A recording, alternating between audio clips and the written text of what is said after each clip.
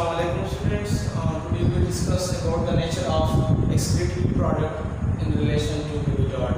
यानी इसमें हम ये पढ़ते हैं कि हमारे पास एनिमल्स जो कि डिफरेंट हैबिtat में रहते हैं। कुछ एनिमल हमारे पास एक्वेटिक होते हैं, कुछ हमारे पास मॉडरेट अमाउंट ऑफ वाटर में रहते हैं, कुछ हमारे पास टेरेस्ट्रियल होते हैं। तो उस हिसाब से यानी एनिमल जिस हैबिtat में रहते हैं उसके अंदर जो एक्सक्रीटरी प्रोडक्ट है या नाइट्रोजनस गैस से वो वेरीज करते हैं। तो सबसे पहले हमारे पास है अमोनिया। अमोनिया है हमारे पास। अमोनिया क्या है? Ammonia is a highly soluble in body fluid, a highly soluble. इसके साथ साथ ये किस तरह एलिमिनेट होती है? The ammonia is generally eliminated bye diffusion. Diffusion के जरिए एलिमिनेट होती है। अमोनिया हमारे पास हाईली टॉक्सिक है। ये ammonia is highly toxic, so if it is present in the concentrated amount it must be removed from the cells, otherwise it will produce toxicity in the cells. Ammonia, in order to eliminate 1 gram of ammonia 500 ml of water is required। 1 gram ammonia को body से eliminate करने के लिए हमारे पास 500 millilitre पानी की ज़रूरत है। It means that ammonia is a nitrogenous waste in those animals which have plenty amount of water in their environment। यानी कहने का मतलब ये है कि अमोनिया ऐसे एनिमल्स में एज एक्सक्रीटरी प्रोडक्ट है जो एनिमल जहाँ पे पानी की मिकदार ज़्यादा है या वो एनिमल जो पानी में रहते हैं। चूँकि 1 ग्राम अमोनिया को बॉडी से निकालने के लिए 500 ml वाटर की ज़रूरत होगी। अगर पानी इससे कम होगा तो अमोनिया एक्सक्रीट नहीं होगी। कौन कौन से एनिमल्स में हमारे पास एक्वेटिक एनिमल्स हैं जिसमें हमारे पास मेजॉरिटी ऑफ फिशेस आते हैं। इसके साथ साथ हमारे पास सेलेब्रेट्स आते हैं, प्रोटोजोन्स आते हैं, हमारे पास स्पॉन्जेस आते हैं, हमारे पास एकाइनोडर्म्स आते हैं। और वो एनिमल्स जो कि अमोनिया को एज एक्सक्रीटरी प्रोडक्ट को क्या करते हैं? एलिमिनेट करते हैं। ऐसे एनिमल को हम नाम देते हैं ammonotelic. Those animals which excrete ammonia is their excretory product is called as monotelic animals। Second number पे हमारे पास जो नाइट्रोजनस वेस्ट की फॉर्म है वो है हमारे पास यूरिक एसिड। क्या है? Uric acid. इस compare to ammonia uric acid it is less toxic है, या हम ये भी कह सकते हैं कि क्या है? नॉन हार्मफुल है। और इस कंपेयर टू अमोनिया ये पानी में क्या है? पानी में यानी बॉडी फ्लूइड्स ये क्या है? लीस्ट सॉल्युबल है। In order to eliminate the 1 gram of uric acid 1 millilitre of water is required. It mean that uric acid is a excretory product in those animals who have acute shortage of water। यानी हमारे पास 1 ग्राम uric acid को body से निकालने के लिए 1 ml water की ज़रूरत है। तो इसका मतलब ये है कि यूरिक एसिड क्या है? एक्सक्रीटरी प्रोडक्ट से ऐसे एनिमल्स के अंदर जहाँ पे क्या जिनकी पानी की कमी मौजूद होती है, जो कि ऐसे एरिया में होते हैं जहाँ पे पानी की क्या होती है? कमी मौजूद होती है। अगर फॉर एग्जाम्पल मैं ले रहा हूँ, अगर फॉर एग्जाम्पल ये 1 ml की जगह लेट सपोज मैं लेता 500 ml, तो जो एनिमल्स ऐसे इलाके में मौजूद होते हैं जहाँ पे वाटर की कमी होती है उनके लिए ये पानी पूरा नहीं होता। लिहाजा ये क्या कर देते हैं? अमोनिया को कन्वर्ट करते हैं, यूरिक एसिड में कन्वर्ट करते हैं। ये ज़्यादातर हमारे पास बर्ड्स में है, रेप्टाइल्स में है, लैंड स्नेल में है। ये क्या कर देते हैं? इसको एलिमिनेट करते हैं बॉडी से in the form of paste करते हैं, फिशिस के साथ निकालते हैं। तुम लोग देखते हो जो परिंदों का सूरफेसिस होते हैं वाइट कलर के, इनके साथ ड्रॉप्स होते हैं और वो वही ड्रॉप्स क्या है, यही यूरिक एसिड्स हैं। वो एनिमल्स जो कि यूरिक एसिड्स को एक्सक्रीट करते हैं एज अ नाइट्रोजनस गैस, ऐसे एनिमल्स को हम नाम देते हैं uricotelic animals. Those animals whose excrete uric acid as their nitrogenous gas products are called as uricophilic animals। Third number पे हमारे पास है यूरिया, यानी अगर तुम लोग गौर करो तो अमोनिया क्या है, अमोनिया ऐसे एनिमल्स में था जो कि कौन से में थे, एक्वेटिक में थे। एक्वेटिक एनिमल जहाँ पे पानी की कंसंट्रेशन क्या थी, ज़्यादा थी। सेकंड नंबर पे हमारे पास जो यूरिक एसिड थे वो ऐसे एनिमल्स में हैं जहाँ पे क्या थी, पानी की कंसंट्रेशन कम थी, यानी क्या थी, ड्राई इन्वायरमेंट था।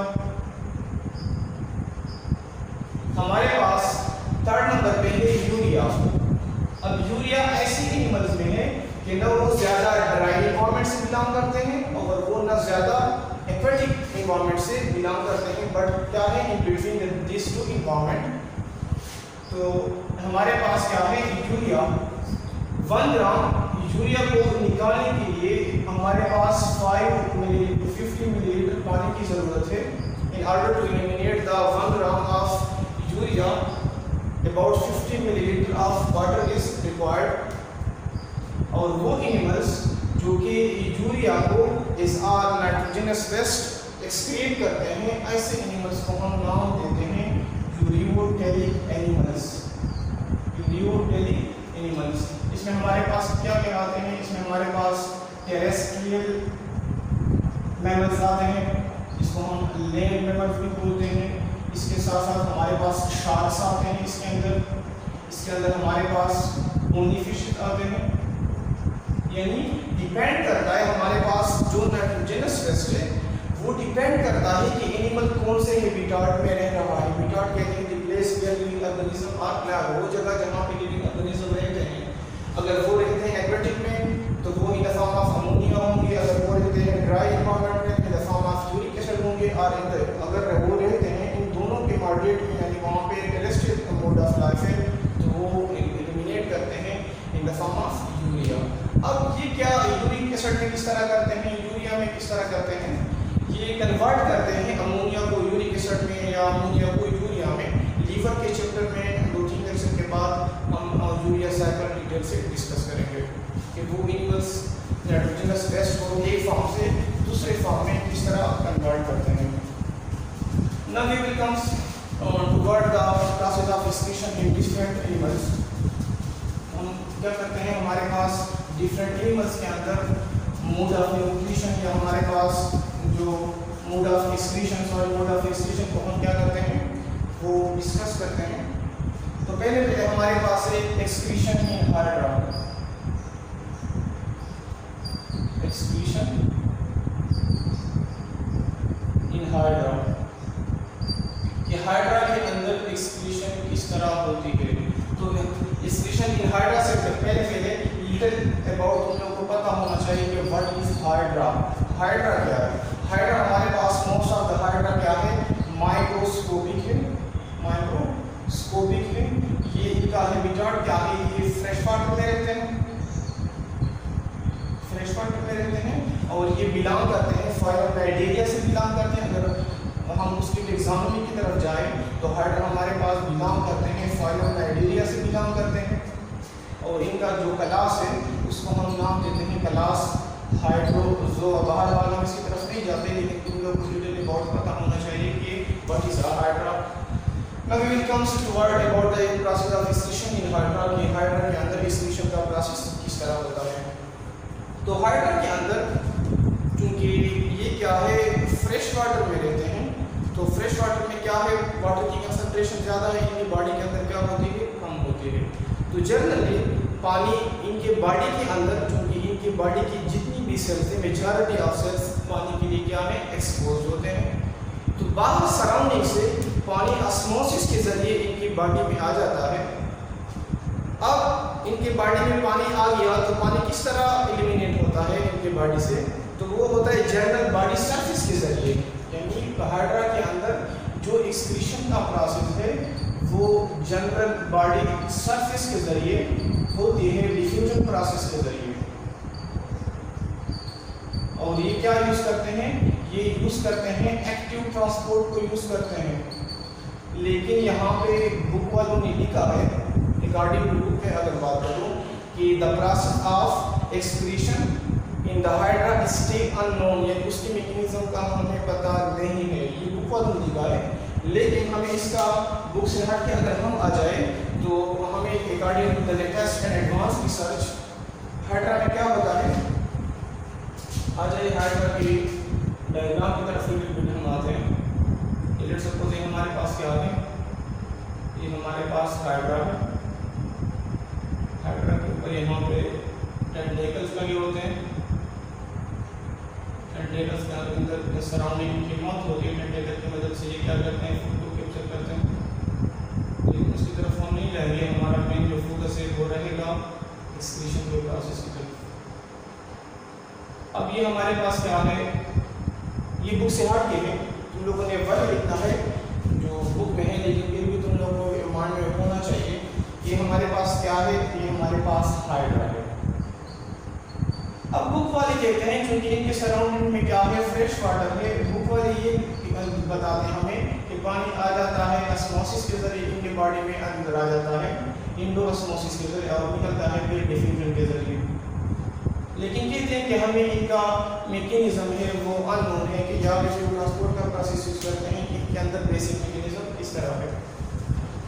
तो अकॉर्डिंग टू लेटेस्ट रिसर्च इनमें मैकेनिज्म इस तरह से है कि क्या होता है, पानी इंडो ऑस्मोसिस के जरिए इनके बॉडी में, जनरल बॉडी में क्या होती है, इंटर हो जाती है। अब जितना पानी बॉडी के अंदर आ रहा है, मतलब बॉडी की इनवर्ड मूवमेंट क्या है, ज्यादा है, और जो आउटवर्ड मूवमेंट है या आउटवर्ड जो वाटर की एक्सक्रीशन है वो क्या है, स्लो है। लिहाजा एक टाइम ऐसा आ जाता है कि इनकी जो बॉडी है वो पानी से भर जाती है। क्या हो जाती है, पानी से भर जाती है। जब ये क्या हो गया, फ्लैशिड हो गया, क्या कर लेते हैं, जिस तरह हम क्या करते हैं, हमारे पास गुब्बारा होता है, गुब्बारे में हम हवा भरते हैं। अब एक स्टेज ऐसा आ जाएगा कि अगर हमने मजीद पंप खोलनी तो गुब्बारे में कई जगह सुराख होना है या फटना है, लिहाजा इसमें पानी आ रहा है, क्या हो जाता है, स्वेल हो गया। सपोज मैं इसके बॉडी को क्या कर रहा हूँ, मैंने इसको स्वेल किया, इसमें मजीद पानी की गुंजाइश, तो इनमें क्या हो जाता है, इनका जो सराउंडिंग एक्सटर्नल बॉर्डर है, इनका जो मेम्ब्रेन है वो रप्चर हो जाता है और पानी क्या हो जाता है, बाहर निकल जाता है। अब क्वेश्चन ये बनता है कि अगर ये रप्चर हो गया, पानी तो निकल गया, तो बाकी पानी भी आना चाहिए। सबसे जो अहम बात है हाइड्रा के अंदर है रीजनरेटिव एबिलिटी है, रीजनरेटिव एबिलिटी। रीजनरेशन इसको बोलते हैं कि अगर बॉडी का कोई लास्ट पार्ट डैमेज हो जाए या बॉडी का कोई पार्ट लॉस्ट हो जाए तो वो दोबारा से बनाना, दोबारा से इनके अंदर की एबिलिटी होती है। कहते हैं रिपीट को बोलते हैं, रिवीजन को बोलते हैं, जनरेटिव बोलते हैं, प्रोडक्शन को बोलते हैं, यानी वो क्या कर देते हैं, रिप्रोड्यूस कर देते हैं। तो हाइड्रा के अंदर रीजनरेटिव एबिलिटी के जरिए ये क्या कर देते हैं, दोबारा से इस जगह की रिपेयरिंग कर लेते हैं। क्या करते हैं, पानी निकल गया, दोबारा से रिपेयरिंग करते हैं।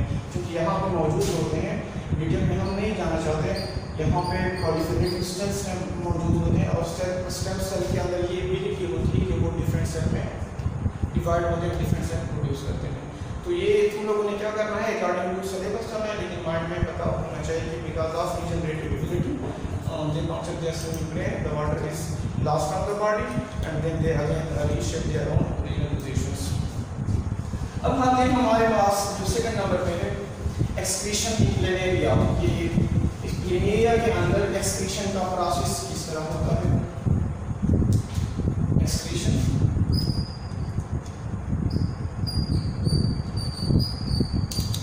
इन प्लेनेरिया। तो सबसे पहले पता होना चाहिए कि व्हाट इज प्लेनेरिया। तो प्लेनेरिया हमारे पास बिलोंग करते हैं फाइलम प्लेटीहेलमिन्थस से करते हैं, फाइलम प्लेटीहेलमिन्थस, यानी ये हमारे पास क्या है, प्लेटफॉर्म से, और इनका जो क्लास है क्लास टर्बिलेरिया है। इनके अंदर प्लेनेरिया के अंदर जो एक्सक्रीशन का प्रोसेस है दो तरीकों से होता है। एक है हमारे पास डिफ्यूजन के जरिए होता है। सेकंड, इनके बॉडी के अंदर स्पेशलाइज्ड सेल्स होते हैं जिसको हम नाम देते हैं फ्लेम सेल्स, उसके जरिए होता है। लेकिन जो मेजॉरिटी ऑफ एक्सक्रीशन होता है वो होती है इनके बॉडी में फ्लेम सेल के जरिए होती है। डिफ्यूजन में किस तरह होता है बुक में नहीं है, लिटिल बिट पता होना चाहिए। क्या है, जो हमारे पास प्लेनेरिया है, इनके सराउंडर में क्या है, सराउंडिंग में क्या होता है, वाटर मौजूद है और उसकी बॉडी फ्लेट है, यानी उसकी मेजॉरिटी ऑफ जो सेल है वाटर के लिए एक्सपोज है। लिहाजा अगर इनके अंदर मेटाबॉलिज्म हो जाती है तो मेटाबॉलिज्म के रिजल्ट में अमोनिया पैदा होता है, तो टू सम एक्सटेंट वो अमोनिया डिफ्यूजन प्रोसेस के जरिए बाहर निकल जाता है। लेकिन हमारे पास जो मेन या जो प्राइमरी एक्सक्रीटरी ऑर्गन्स है वो क्या है, फ्लेम सेल्स हैं।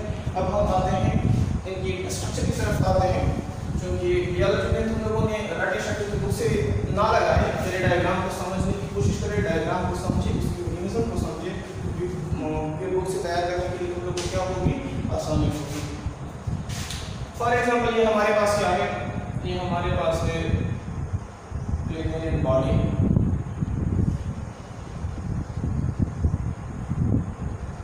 इनके अंदर क्या होता है, ट्यूबुलर सिस्टम होता है।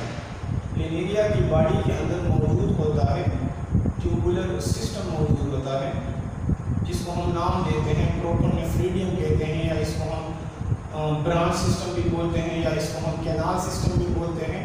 बॉडी के अंदर मौजूद होता है, दोनों साइड्स पे, एक साइड्स पे एंड दूसरे साइड पे मौजूद होता है। यहाँ पे मैं जल्दी जल्दी बना रहा हूँ क्योंकि ऑनलाइन क्लासेस का ये इशू होता है कि टाइम मैनेज करने में होता है। तो ये क्या है, इनके अंदर ब्रांच सिस्टम है या ये इनके अंदर कैनाल सिस्टम है। इसी तरह दूसरे साइड पर भी मौजूद होता है इनकी बॉडी के अंदर।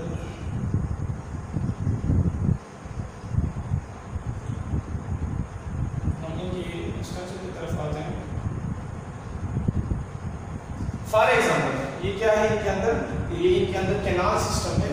अब मैं लेट्स सपोज ये वाला जो पार्ट है इसको मैं क्या कर रहा हूँ, इसको मैं मैग्नीफाई कर रहा हूँ, इसको मैं इनलार्ज कर रहा हूँ।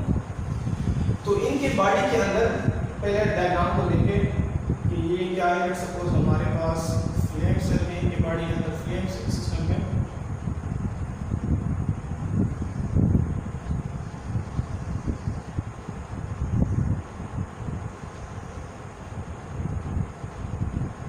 फ्लेम सेल को फ्लेम सेल क्यों बोलते हैं?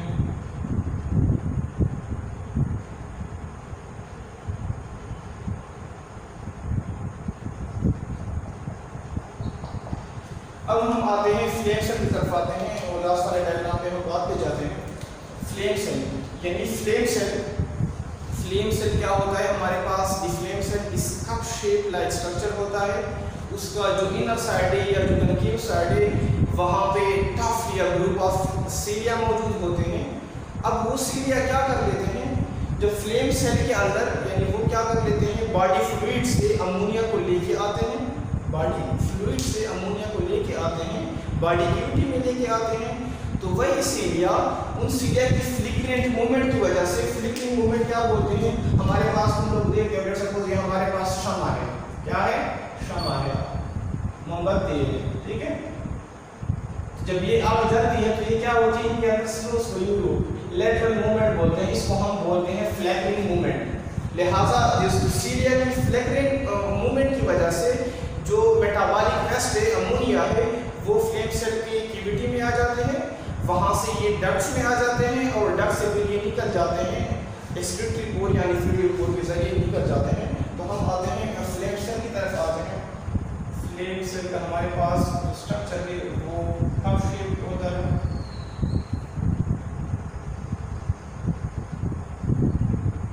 ये के अंदर क्या हो गया, न्यूक्लियस हो गया,